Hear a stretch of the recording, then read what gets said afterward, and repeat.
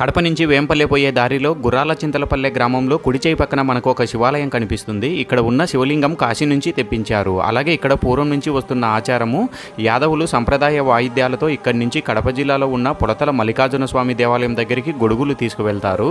అంతకంటే ముందు గొడుగులను గుర్రాల చింతలపల్లెలో ఉన్న శివాలయం గుడి చుట్టూ వాయిద్యాలతో 3 ప్రదక్షిణలు చేసి ఇక్కడ పూజ హారతి ఇచ్చిన తర్వాత ఈ గొడుగులను పులతల దేవాలయం దగ్గరికి తీసుకువెళ్తారు. కాశీ నుంచి తెప్పించిన శివలింగం చూడగానే అరుణాచలం దర్శనం చేసిన ఆనందం కలుగుతుంది. శివరాత్రి రోజున శివపార్వతుల కళ్యాణం జరిపించి గుర్రాల చింతలపల్లె గ్రామస్తులకు, ఇదే దారిన వెళ్లే పుణ్యక్షేత్రాలకు వెళ్లే భక్తులకు ఎంతమంది వచ్చినా అన్నదానం జరుగుతూనే ఉంటుంది. గజ్జల లక్ష్మీ అక్క గుడి కట్టించి కాశీ నుంచి శివలింగం తెప్పించారు. ప్రతి శివరాత్రి రోజున అరుణాచలేశ్వర స్వామికి విశిష్టమైన అలంకరణ, అభిషేకాలు, రుద్రాభిషేకాలు, అన్నదానం మరియు కోలాటాల మధ్య కళ్యాణం జరిపించడం ఇక్కడ ఆనవాయితీగా వస్తుంది. కడప నుంచి వేంపల్లి దారిలో వెళ్లే వాళ్ళు ఉంటే ఖచ్చితంగా ఈ శివాలయం దర్శనం చేసుకోండి.